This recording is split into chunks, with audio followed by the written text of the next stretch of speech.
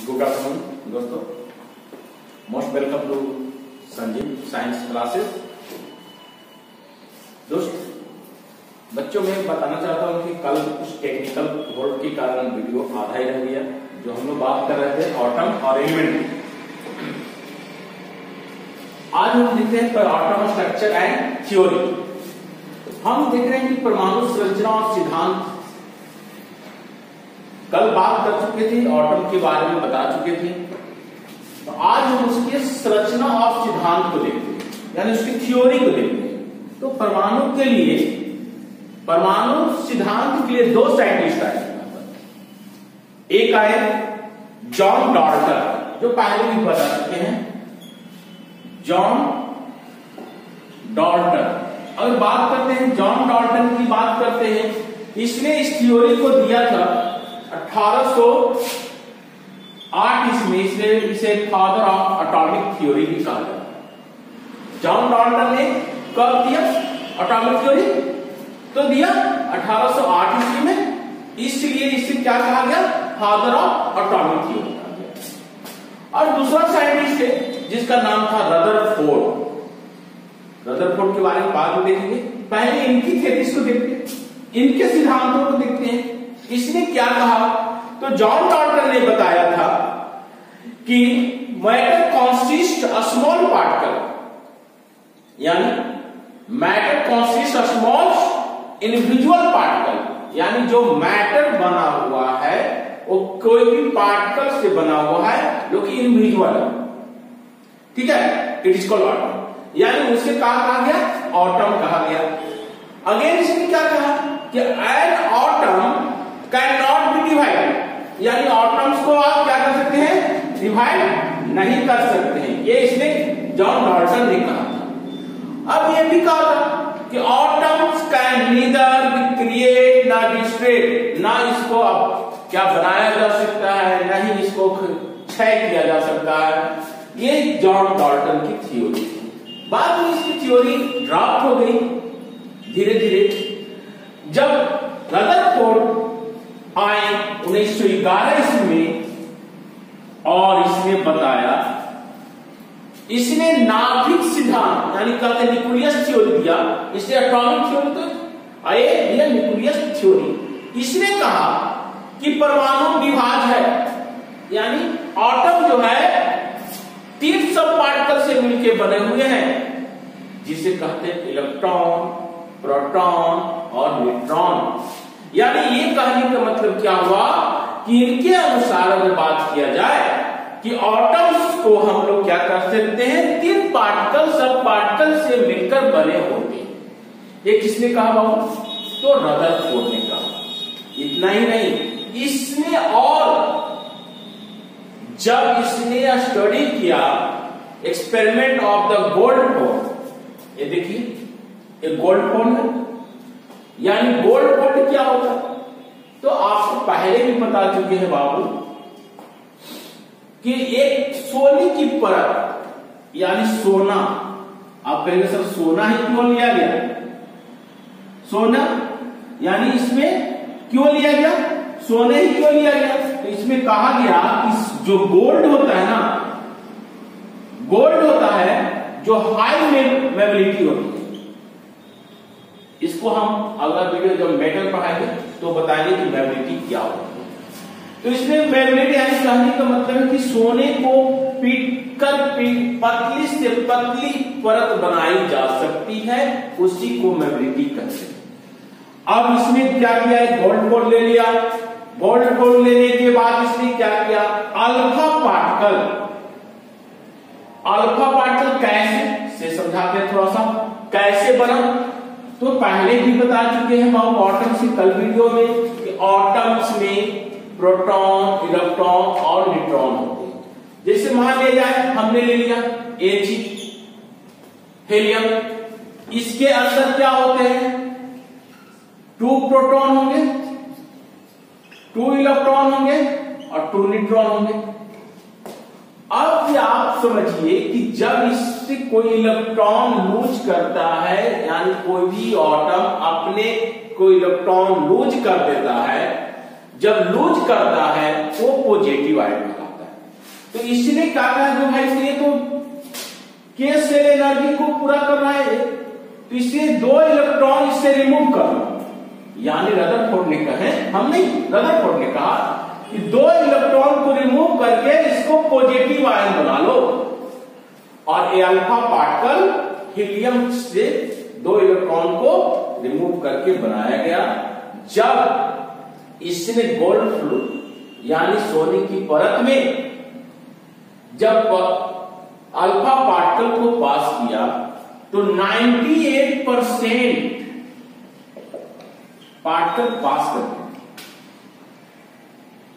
और कुछ percent alpha particle अपने पाथ से स्मॉलेस्ट एंगल या लार्ज एंगल बनाकर विचलित हो गए। यानी कहने का मतलब क्या हुआ कि जो इस गोल्ड पोल थी उसके न्यूक्लियस के से यानी गोल्ड पोल थी कि उसके बीच में, यानी कहने का मतलब है कि इसके बीच में कोई भी पार्टिकल नहीं थे। यानी जो गोल्ड पोल था उस सेंटर में ना इलेक्ट्रॉन था, ना प्रोटॉन था, ना न्यूट्रॉन था। यानी ये एम्प्टी एरिया थी, खाली जगह थी। और जहां से इस स्क्रेटिंग किया यानी विचलित हुए, वहां समझिए कि पॉजिटिव पार्टिकल यानी प्रोटॉन था और कुछ पार्टिकल यानी कम से कम तो रदरफोर्ड ने 12,000 अल्फा पार्टिकल को पास कराया था गोल्ड पोल से। तो एक कार पार्टिकल क्या हुआ, अपने पाथ में बैक हो गया। तो इसने कहा कि यहां पर क्या है, नाभिक है। यानी सेल के अंदर एटम के सेंटर में क्या होते हैं, नाभिक होते हैं। इसलिए यानी क्वेश्चन पूछेगा कि नाभिक का खोज किसने किया, तो नाभिक का खोज किया कौन, तो रदरफोर्ड।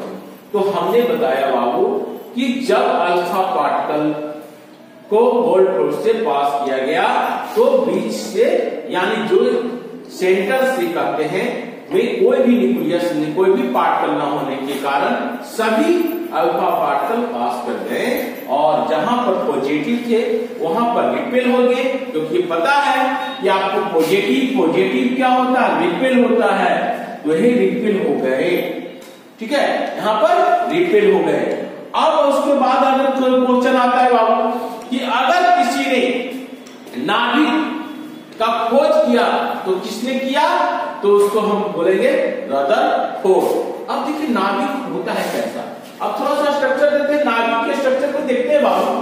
ये तरह से मान लो ये नाभिक ले लिए, यानी एटम के सेंटर न्यूक्लियस ले लिए, न्यूक्लियस यानी नाभिक। अब इसको देखते हैं क्या, इसमें हमने देखा कि इसकी त्रिज्या यानी रेडियस, इसकी रेडियस कितना होता है।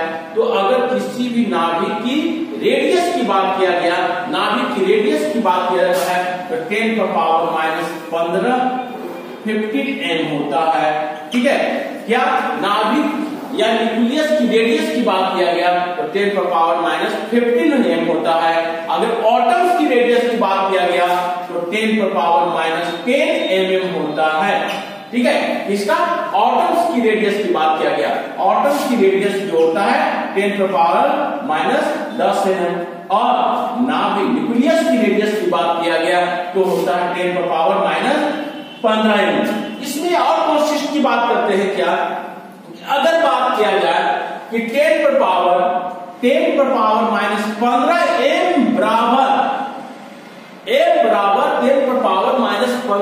बराबर कितना फर्मिक होगा, तो कहा जाता है 1 फर्मिक होगा। 10⁻15 बराबर 1 फर्मिक। और फर्मिक भी जो था वो नाभिक की जो फर्मिक भी था वो नाभिक की त्रिज्या को मेजरमेंट करने का एक पैमाना था। तो यहां पर कहा गया बाबू कि फंडामेंटल पार्टिकल अगर नाभिक की बात किया जाए तो इलेक्ट्रॉन, प्रोटॉन और न्यूट्रॉन होते हैं। अब यहां पर थोड़ा सा और चीज बताना चाहते हैं कि अगर इलेक्ट्रॉन की बात किया गया तो इलेक्ट्रॉन का जो खोज किया था, यानी इलेक्ट्रॉन की जो खोज किया गया था, कब किया गया था, तो इलेक्ट्रॉन का खोज किया गया था 1897 ईस्वी में, 1897 में। यानी कब किया गया था, 1897 में एक ब्रिटिश साइंटिस्ट जे थॉमसन के द्वारा किया गया था। अब जे थॉमसन ने खोजा तो किस तरह से खोजा, उसने अपने एक्सपेरिमेंट में एक कैथोड रे लाया था। तो इलेक्ट्रॉन को हम कैथोड रे भी कहते हैं, कैथोड रे। इलेक्ट्रॉन को हम लोग कैथोड रे के द्वारा इसे खोजा गया और इसने बताया इसकी आवेश, इसकी चार्ज कितनी होती है, यानी इलेक्ट्रॉन की चार्ज बात किया गया 1.602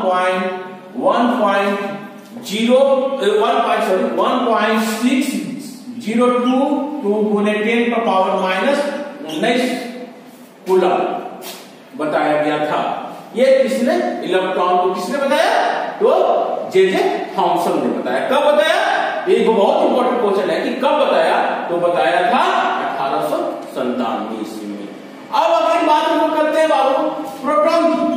प्रोटॉन, इसकी चार्ज किसी नेगेटिव थी, इसलिए -1.6022 गुने 10⁻⁻⁹ हो गया। प्रोटॉन की खोज जो किया था, इसको दो साइंटिस्ट को जाता है, एक तो जाता है गोल्डस्टीन और दूसरा जाता है रदरफोर्ड। अब इसने कब किया, इसने किया था 1920 ईस्वी में।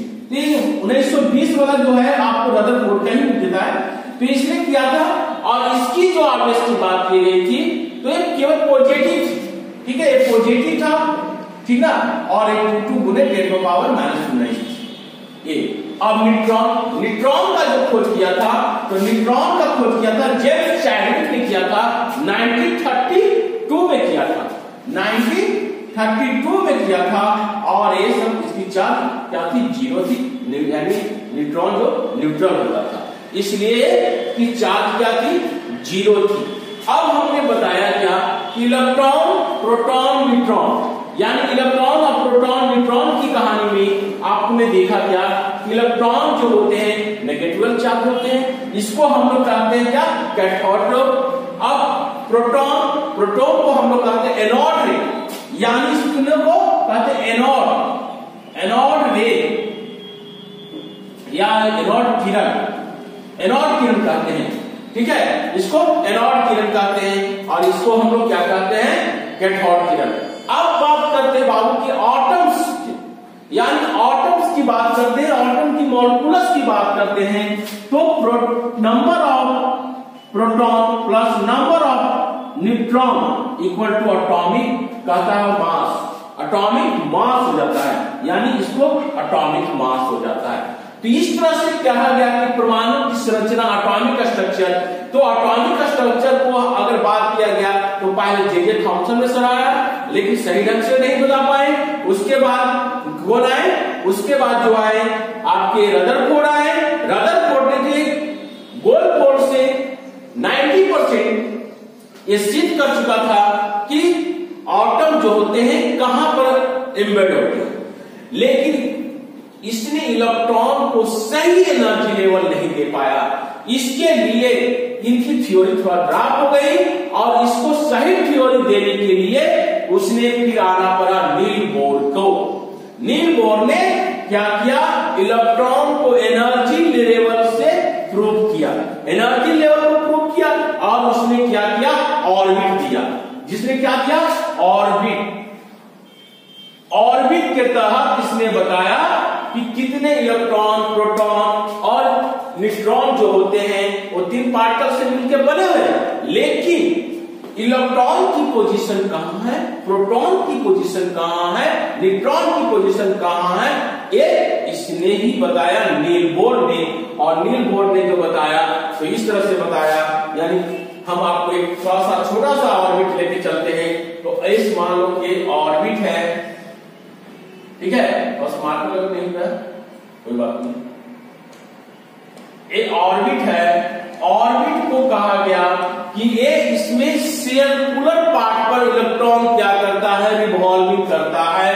इसके अलग अलग ऑर्बिट में बताया गया, जैसे सेंटर में यहाँ क्या हो गया, यहाँ न्यूक्लियस हो गया, और इसके यहाँ पर इसको के से, इसको एल से, इसको एम से और इसको एम के द्वारा ये बताया गया और बताया कि यहाँ इलेक्ट्रॉन, यहाँ इलेक्ट्रॉन, यहाँ इलेक्ट्रॉन, यहाँ इलेक्ट्रॉन, यहाँ इलेक्ट्रॉन, यहाँ इलेक्ट्रॉन, यानी इसको 1 2 3 4 यानी कह सकते हैं क्या, नील बोर ने बताया कि अलग के द्वारा आप एनर्जी लेवल को शो कर सकते हैं। तो इसने कहा क्या, एक संख्या दिया 2n² यानी 2n² के द्वारा आप एनर्जी लेवल को ज्ञात किया जा सकता है। तो देखिए क्या होता है, पहला केस सेल में कितना एनर्जी देना चाहिए, तो 2 × 1 पर स्क्वायर यानी 2 × 2 = 1 = 2, यानी पहला सेल को 2 ही आप एनर्जी दे सकते हैं, केस सेल को 2 एनर्जी देते हैं, यानी जो न्यूक्लियस के सेंटर में होता है यानी न्यूक्लियस के जो नजदीक होता है उसकी एनर्जी कम होती है, 2 होती है। के बाद अगर एल को देखेंगे तो एल की बात कहा गया, तो एल में कहा गया 2 × 2 यानी कि 2 × 4 = 8, यानी आप 8 दे सकते हैं। एल को कितना एनर्जी देंगे, 8। और ए के बाद एम आता है, ई भी 2 × 3 × 2 = 2 × 9 = 18। एम को कितना देंगे, 18। और उसके बाद एन को कितना एनर्जी देना होगा, तो 2 × 4 का स्क्वायर = 2 × 16 = 32। अब इस तरह से क्या किया गया, एनर्जी लेवल को बांट दिया गया के एलिमेंट, और इसी तरह से इसको हम लोग के इलेक्ट्रॉनिक कॉन्फिगरेशन यानी कहने का मतलब क्या हुआ, संयुक्ता यानी वैलेंसी, सभी इससे हम क्या करते हैं, इस ऑर्बिट से ज्ञात कर ले सकते हैं।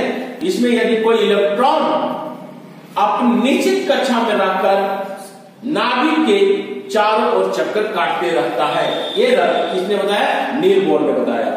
और इसके अनुसार आगे हम लोग अगले वीडियो में जब देखेंगे तो वैलेंसी और इलेक्ट्रॉनिक कॉन्फिगरेशन कैसे ज्ञात किया जाता है।